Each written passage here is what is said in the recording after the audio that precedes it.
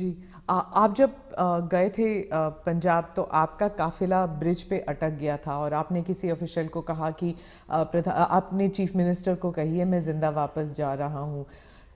बहुत सारी इन्वेस्टिगेशन भी चल रही है सिक्योरिटी को लेकर, लेकिन उस वक्त आपको कैसे महसूस हुआ था, क्योंकि आप पंजाब से पता नहीं कब से जुड़े हुए हैं। इस पूरे नॉर्थ से पार्ट से मेरा बहुत निकट नाता रहा है। मैं पंजाब में बहुत रहा हूँ। मैं पंजाब की मेरा बड़ा नाता रहा है। मैं मेरी पार्टी का काम वहाँ करता था। मैं पंजाब के लोगों की जो वीरता है ना, मैंने देखी है। पंजाब के लोगों के दिल को मैं जानता हूँ। मैं आपको एक उदाहरण बताता हूँ। मैं अपनी पार्टी का काम करता था। उस समय तो ये आतंकवाद बड़ी एकदम हालत बड़ी ख़राब थी। शाम के बाद कोई निकल नहीं पाता था। और मैं शायद मोगा में था या तरन तारण में था, मुझे याद नहीं है आज। और मुझे अगले स्टेशन पे जाना था, लेकिन कार्यक्रम के कारण देर हो गई। मैं और मेरे ड्राइवर दो ही थे, हम निकले और दुर्भाग्य से हमारी गाड़ी खराब हो गई रास्ते में। तो हम कोशिश कर रहे थे, लेकिन गाड़ी चल नहीं रही थी। तो उस समय एक पुरानी एम्बेसडर मेरे पास थी। धक्के भी लगाए, कोशिश की। तो खेत में 2-3 लोग थे, सरदार थे। वो दौड़ते हुए आए। उन्होंने भी धक्के लगाने में मदद की, लेकिन गाड़ी नहीं चली। फिर हमने कहा भाई नज़दीक से हमें कोई मैकेनिक मिलेगा कि नहीं मिलेगा। तो साहब यहाँ तो अभी तो कोई मिलेगा नहीं, बहुत दूर दूर है। फिर उन्होंने मुझे कहा कि देखो भाई, तुम्हें बुरा न लगे तो एक बात करो। मैंने कहा क्या? बोले तुम गाड़ी यहाँ छोड़ दो, तुम और तुम्हारा ड्राइवर खेत में हमारे साथ चलो, हमारी वहाँ झोपड़ी है, वहीं खाना खा लो और रात को रुक जाओ। सरदार परिवार, जिस प्रकार से उन्होंने मुझे संभाला। उन्होंने कहा भाई कुछ भी हो तुम सुबह जाना, अब यहीं रुक जाओ। बाद में उनको पता चला मैं तो भाजपा का कार्यकर्ता हूँ। वो कहा ठीक है भाई, तुम भाजपा के हो, कुछ भी हो, तुम आज रात मेरे यहाँ रुको।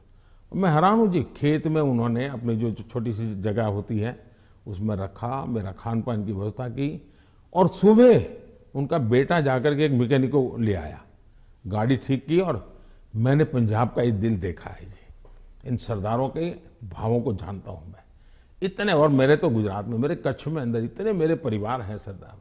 मैंने जब लखपत में गुरुद्वारा का भूकंप में नुकसान हुआ था, मैं वहाँ गया देखने के लिए, मुझे बड़ा दर्द हुआ। तो मैं ऐसे ऐसे कारीगरों को लाया राजस्थान वगैरह बाहर से, कि वैसा ही मुझे गुरुद्वारा बना के दो जो गुरु नानक देव जी के जहाँ चरण पड़े थे। बनाया दोबारा। आज कच्छ के अंदर जो हमारे सरदार परिवार हैं, बहुत बड़ी मात्रा में है, खेती करते हैं। जब वो इसका बात का वर्णन, उनकी आंखों में से आंसू आ जाता है जी।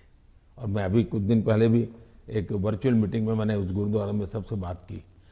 मेरा इतना लगाव रहा है जी। आपने देखा होगा, एक किताब है पढ़ने जैसी है सरकार की। शायद अंग्रेजों के ज़माने में जी भी सिख कौम के लिए नहीं हुआ है।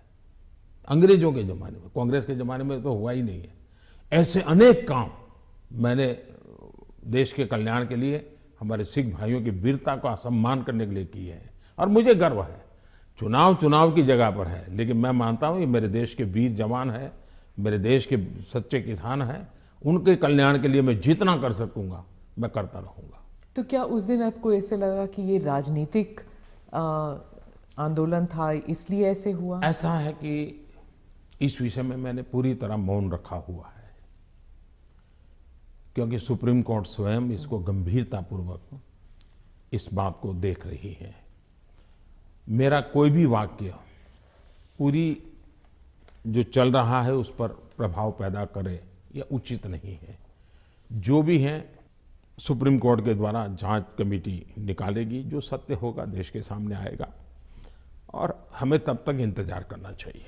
जी, आपने दोनों स्पीच में, राज्यसभा में भी और लोकसभा में भी, आपने कई बार कांग्रेस पर हमला किया। और कांग्रेस पार्टी कहती है कि आप आपने राहुल गांधी के जो एलिगेशंस थे, चाहे बेरोजगारी पर हो या भारत चाइना पर हो, आपने उसका जवाब नहीं दिया, उल्टा उन पर वार किया। तो पहली बात यह है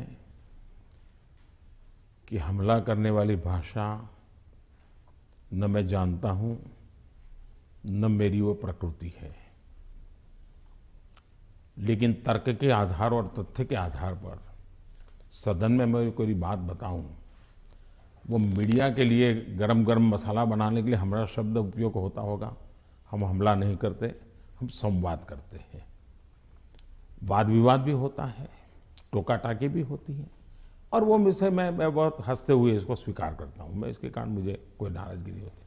और मैंने हर विषय के तथ्य दिए हैं, हर विषय को तथ्यों के आधार पर बात की है। कुछ विषयों पर सदन में हमारे विदेश मंत्रालय ने विस्तार से कहा है, कुछ विषयों पर हमारे रक्षा मंत्रालय ने विस्तार से कहा हुआ है, और कुछ विषयों पर जरूरी जहां था वहां मैंने भी कहा है।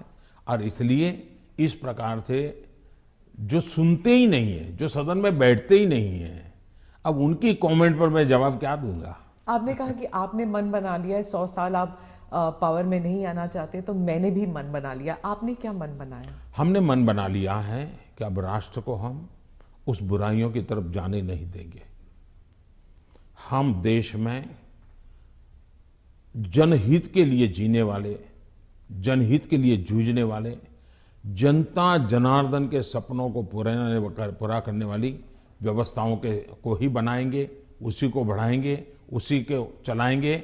जरूरत पड़ेगी तो उसको साथ देंगे। यही हमारा रहेगा रास्ता।